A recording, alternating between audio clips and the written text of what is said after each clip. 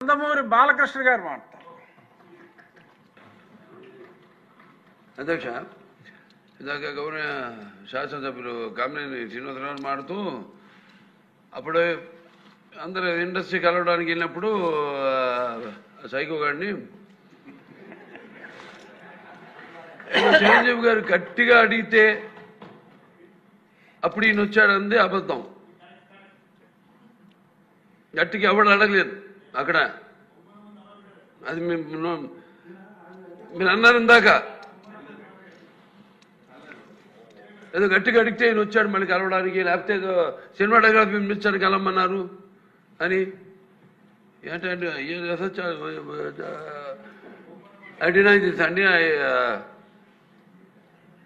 అవి మిగతా ఓకే, అవమానించడం ఆయన ఓకే.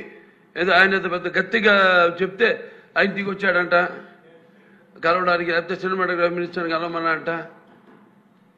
మనం కూడా నాకు ఇన్విటేషన్ వచ్చింది ఇక్కడ ఫిల్మ్ డెవలప్మెంట్ ఒక లిస్ట్ తయారు చేయమని. నాది 9వ పేరు వేశారు. అది ఎవరో ఈయన నేను అడిగాను కూడా, దుర్గేష్ గారిని కూడా అడిగాను, గౌరవ సినిమాటోగ్రఫీ మంత్రి కూడా అడిగాను నేను, ఎవడో అడిగేసిందని. The respect a human being, even be opposition or us. 9వ పేరు వేశారు.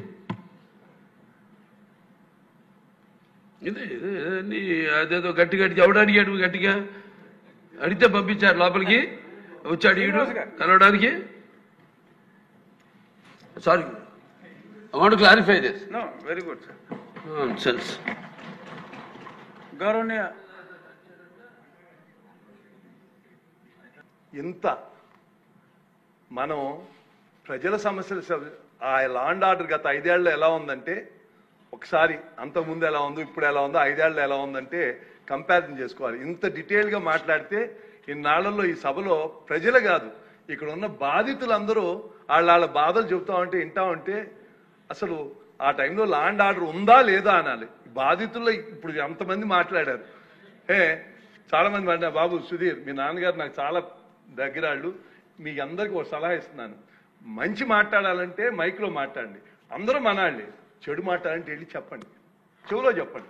దానికి మనం ఇది అలా, ఎందుకంటే ప్రభుత్వం మందే, చిన్న చిన్న ఏమైనా ఉంటాయి మనం వెళ్ళి వాళ్ళకి వెళ్ళి హోంమంత్రి ఎవరెడితే చేయదు, ఎవరెడితే మాట్లాడదు, వెళ్ళి మాట్లాడాలి తప్ప మైక్లో నాకు చెబుతున్నాను. రెండోది, ఈ బాధితుల్లో ఇళ్ళు వాళ్ళు కాదు అధ్యక్ష, మీరున్నారు, గతంలో ఆయన పాత్ర గారు ఉన్నారు. ఒక ముఖ్యమంత్రిని కళ్ళ నీళ్లు పెట్టించిన సభ అధ్యక్ష. ఇంకా ప్రజల సంగతి ఎవరు చెప్పుకోవాలో వాళ్ళకి అర్థం కాదు. అందుకని నేను డీటెయిల్స్ మీరు మాట్లాడిన అన్నింటిలో మాట్లాడకుండా పూర్వం ఏం జరిగింది, ఇప్పుడేం జరిగింది, రాబోయే రోజుల్లో ఏం జరగదు కొత్తగా చెప్తాను. చంద్రబాబు నాయుడు గారు లా అండ్ ఆర్డర్ విషయంలో ఎప్పుడు పార్టీ, కులం, మతం చూడలేదు. ఒక ఎగ్జాంపుల్, రాయలసీమలో ఇవాళ ఫ్రాక్షన్ లేదు అంటే కారణం 1995, 2004లో ఆయన తీసుకున్న చర్యలు అధ్యక్ష. దయచేసి అందరూ నచ్చుకోవాలి. అలాగే జగన్మోహన్ రెడ్డి తప్పు చేసామని ఎంకరేజ్ చేస్తే సొంత ప్రజాప్రతినిధులు కూడా ఎక్కడైనా తప్పు జరిగితే పిలిచి, తప్పు మానవ సహజం, ఎవరైనా చేస్తారు, నేను తప్పులు చేసి ఉండొచ్చు, కానీ పిలిచి అలాంటి తప్పు ఇంకోసారి జరగకోకుండా ఆయన చర్యలు తీసుకున్నారు. అది ప్రజా విధానంలో ఉండాల్సిన విధానం. తాను జగన్మోహన్ రెడ్డి గారి ఒక ఎగోకి ఆయన విధానం ఒకసారి చెప్తే మీకు అర్థం అవుతుంది. ఆయన మెంటాలిటీ ఎంత సాడిస్టిక్ మెంటాలిటీ ఒకసారి అర్థం అవుతుంది. చిరంజీవి గారు, సురేఖ్ గారిని ఒకసారి రమ్మంటే కారు పోర్టుకోలోకి వెళ్ళి భార్యాభర్తలు వచ్చి ఇన్వైట్ చేసి లోన తీసుకెళ్లారు. తర్వాత సినిమా వాళ్ళ డిస్కస్ చేయాలి అంటే వాళ్లే లిస్ట్ పంపారు. ఆ లిస్టులో బాలకృష్ణ గారు వీళ్ళెవరు లేరు, ఆయనకి కలుస్తూ ఇష్టం లేదు. ఆయన ఎవరిని కలవకుండా, రాజకీయాల్లో సంబంధం లేకుండా డిగ్నిఫై వేరేగా ఉన్న ప్రభాస్ గారిని, అలాగే మహేష్ బాబుని, రాజమౌళి గారిని రమ్మన్నారు.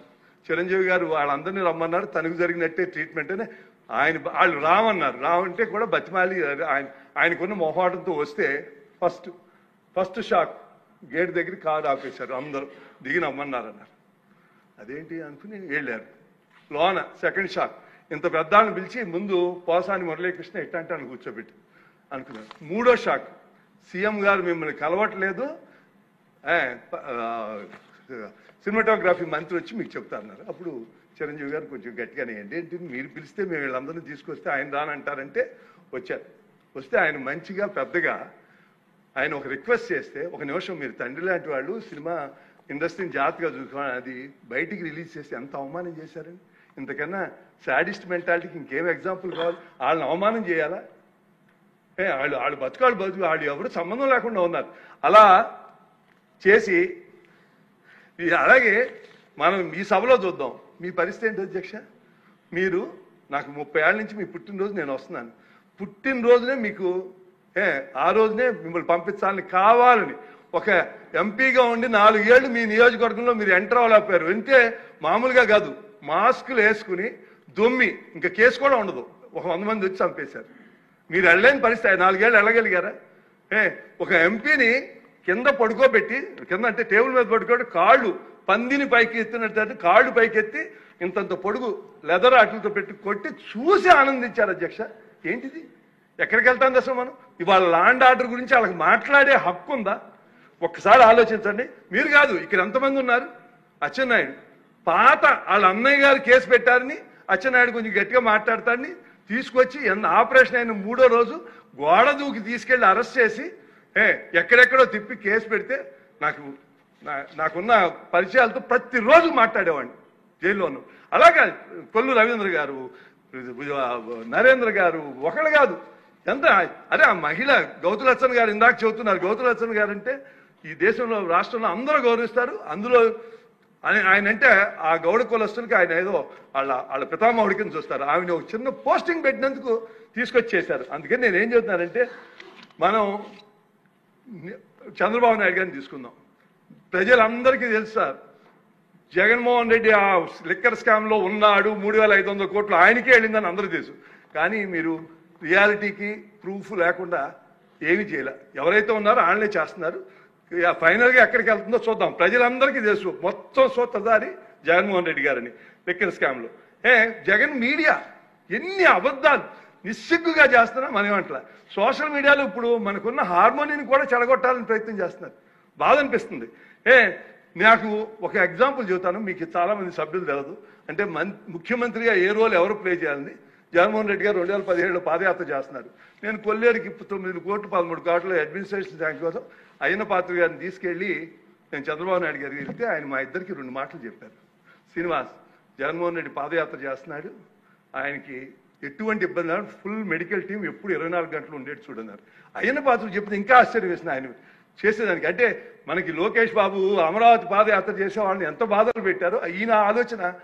అయ్యన్న ఎక్కడ నడిచే చోట పాట్ హోల్స్ లేకుండా చూడమన్నారు. కావాలంటే స్పీకర్ గారిని అడగండి. ఇది అన్నారో లేదో అని. ముఖ్యమంత్రి గారిని అడగలేదు, స్పీకర్ గారు మేము అనుకున్నాం తేడా ఇది అని.